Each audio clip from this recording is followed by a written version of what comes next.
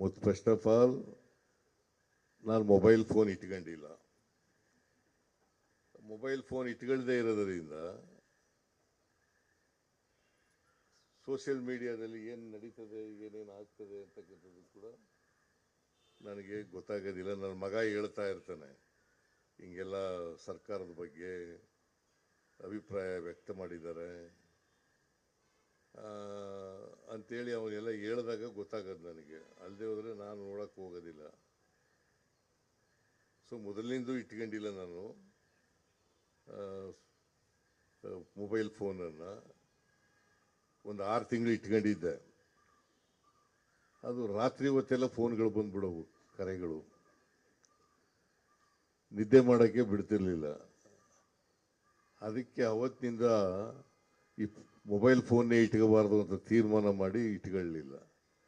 ನಮ್ಮ PA